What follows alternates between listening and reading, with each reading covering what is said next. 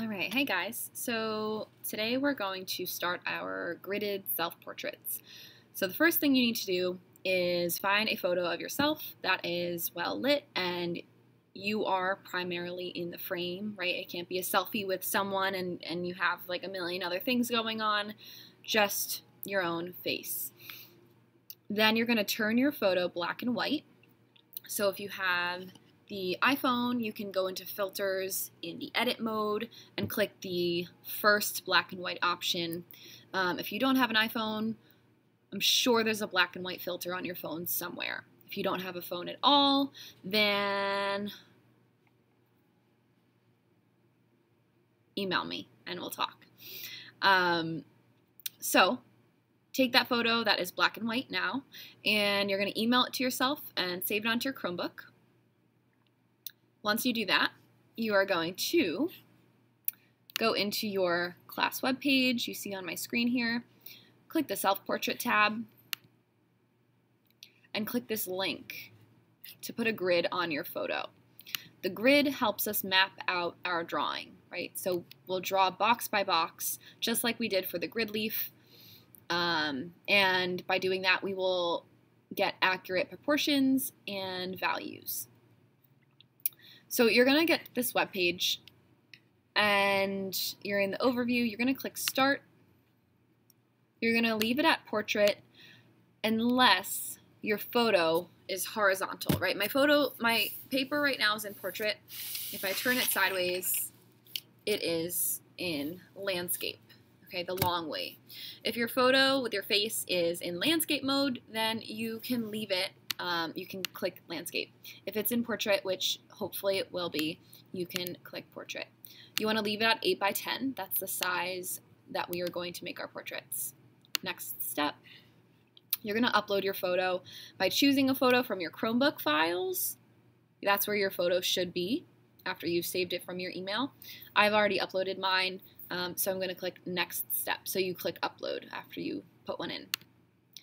And once you get to this rotate step, you don't need to do that unless you need to rotate your photo. So you can just click Next Step. And now the cropping section. You're going to take this little plus sign that when you hover over your image, it turns your cursor into a plus. You're going to start at the corner of your page and go all the way down until you can't go anymore. And scroll down and make sure that your box is as big as it can go. It's going to stop you when it's at 8 by 10. So make sure that your head, your face, is within this highlighted box, right? This dotted line, okay? Then you're going to click Next Step. And you want your boxes to be 1 inch apart. They're all going to be 1 inch by 1 inch. Your line thickness, you want to move to 2 so we can see it better. And the color of your line should be red so that we can see it on the black and white photo. Then you're going to click Download. And then you should have it in your photos. Now, you can print this photo if you want, because eventually it would be very helpful to you if you had numbers and letters that labeled your boxes so that you can stay organized as you draw one box, at a time. But it is not required because I know that not all of you have printers. You can just as easily keep it on your computer screen and either draw over it if you have that capability. I don't really know how the Chromebooks work that much. But anyway, so now that you have your photo, you want to, and I printed my photo here, but I don't really need it right now. You want to grid your paper, put a grid on your paper that's the same proportion to your photo, right? That photo on your computer screen is a lot smaller than my paper. I'm going to hold it up, but you can't even see it. So it's a lot smaller. So the proportion is, the ratio can be the same, but it would just be bigger in scale. Okay, so the proportion's the same, the scale is bigger. Hopefully you understand that difference. Scale is size, proportion is size as it compares to another thing, okay? So If you have a ruler at home, find it right now. Go grab it, bring it to your workspace. If you do not, you're going to use your watercolor palette from your kit and your pencil sharpener from your kit.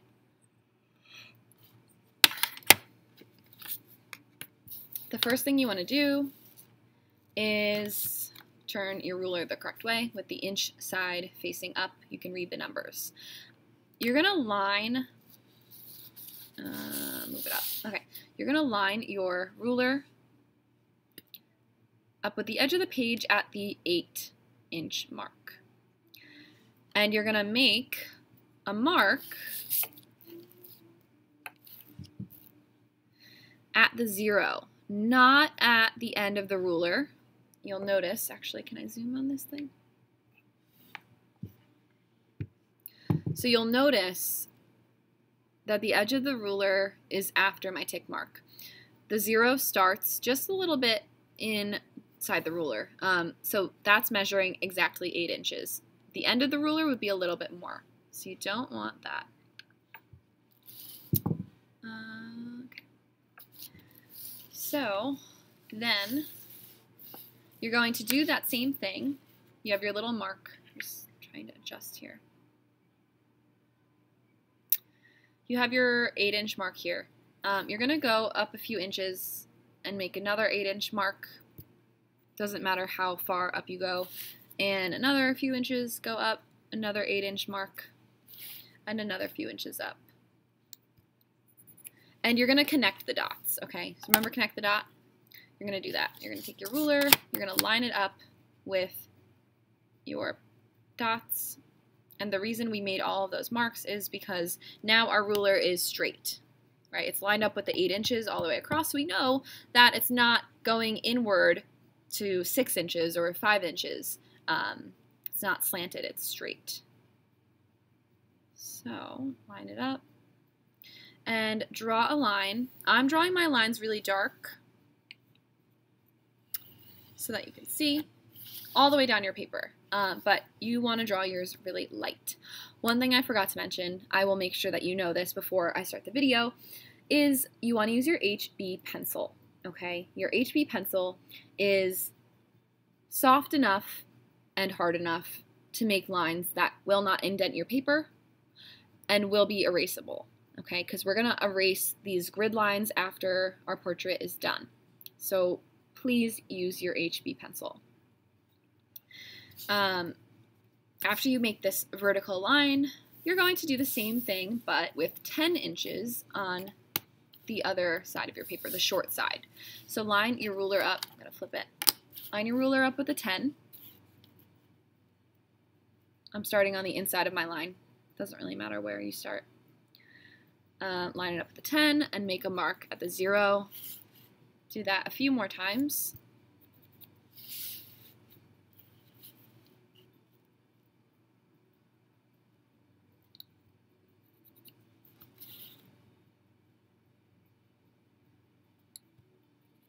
Okay, now I'm going to do the same thing, make a line to mark my frame. Okay, so within this rectangle is where you're drawing your grid. Now, you're going to take your ruler again, and so actually before I go on, I'll explain how to do it with the other tools you have in your kit. This is approximately 8 inches. It's a little bit longer, so we're going to just guesstimate. And it's okay if your grid is slightly off, but you don't want it to be too far off. So this is a good guideline.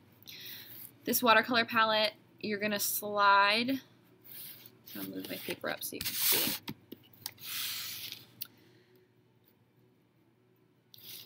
You're going to slide your watercolor palette about a 1/2 inch and measure maybe like the edge of your pencil about away from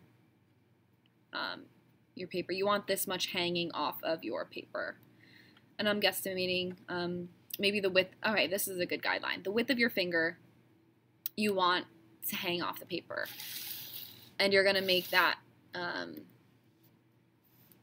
same thing that we did. We're going to make a mark here move it up, line it up with the width of your finger, make a mark.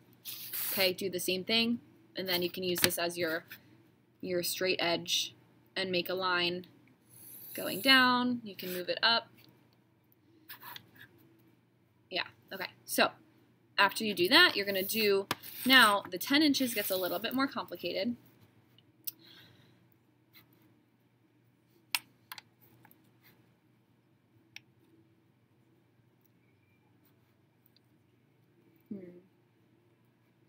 You're going to line up your palette. I don't remember if you guys have this on them. We'll just say no.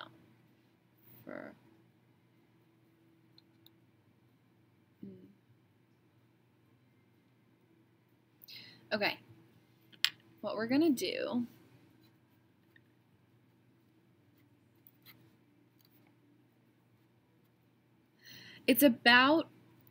we're going to do that. Your palette from the edge of your paper and your 2 fingers. That's what you're going to make your marks at. Okay? And go down your paper. I know everyone's fingers are slightly different, but you're going to do your best. And it's okay if it's a little off. And you're going to use your straight edge, again, to make your line here. All right?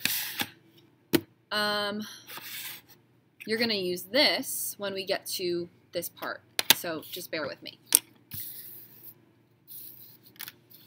Now, you're going to line your ruler up with the 8-inch mark again, right below your line that you've made for your 8-inch frame.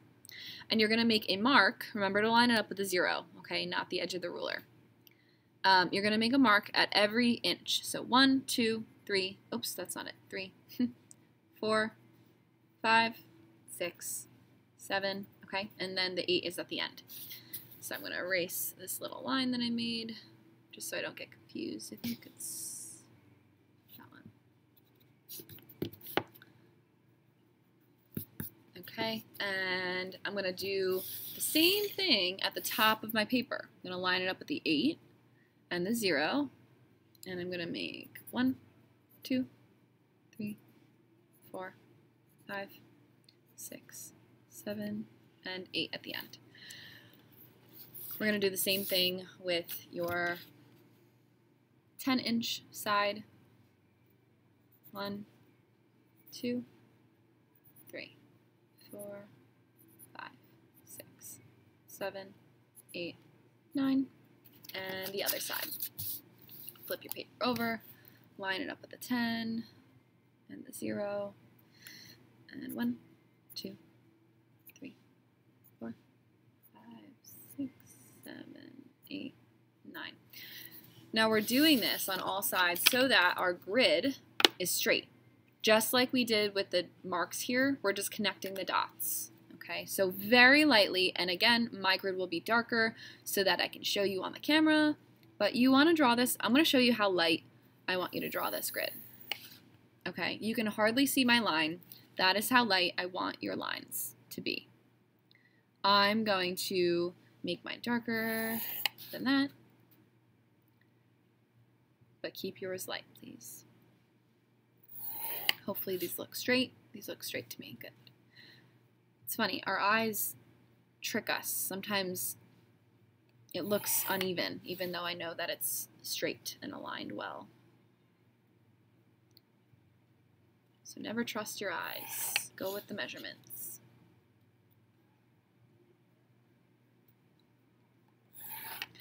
Okay. All the way down your paper.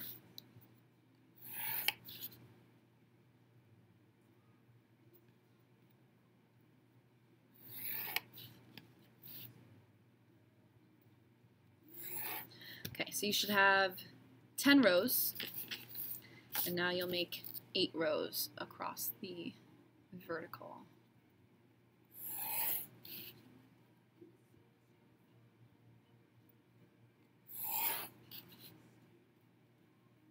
So as you go, it would be a good practice to try to erase the lines that you made so that you can see if they fully erase, right? If they're not erasing and you see your lines like a ghost line after you erase, that means you're pressing too hard. And when you do your self-portrait, you will see your grid after you try to erase the grid, and that's not good. That will ruin your picture. So please don't press too hard.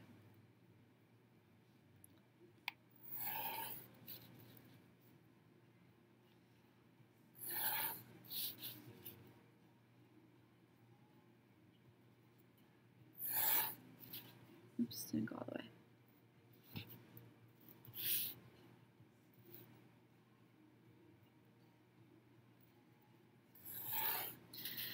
Okay, I have my grid. This is what you should do. I guess I'll say a little, with your pencil sharpener, if you don't have the ruler, your pencil sharpener is 1 inch long, so you're going to make a mark at every inch, at every time you move it down. And you'll do that from the top and the side so that you can connect those dots just like we did with our ruler. Okay, and then you'll use your straight edge to connect those dots. All right. When you're starting your portrait, you want to start just box by box, and we'll start with our head. Okay, we don't want to draw anything else besides our head for now. We'll do the background later. But it's good to number and letter your grid. So if you have the capability to do that on a printout or on your digital version, you should. So they should mirror each other, right? So you have 1, 2, 3, 4, 5, 6, 7, 8, 9, 10, and then you have A, B, C, D, E, F, G, H, right? Ever play bingo? It's the same concept. So if someone calls out A, 8, then you know that this is the box that you are winning bingo with, right? So as you draw, you're going to say, okay, I'm going to start at the top left corner of my head. It starts in 2B, okay? And I have this little corner of my hair here going up. In 2C, it continues and goes out like that. And that's all I have of the background in that square. In 1C, I have a little bit of hair. And then in 1D, it goes over here, right? And so on. And so we'll just do this together in class. Or maybe I'll just make a separate video of me doing this so you can see it. But for now, get your grid, get your black and white photo with the grid on it, print it or keep it digital, try to label it, use your HB pencil, and use your white paper in your sketchbook. The holes of your sketchbook should be like this so that your picture's on the right side of your paper. All right, good luck. You guys will do awesome. Thanks for watching.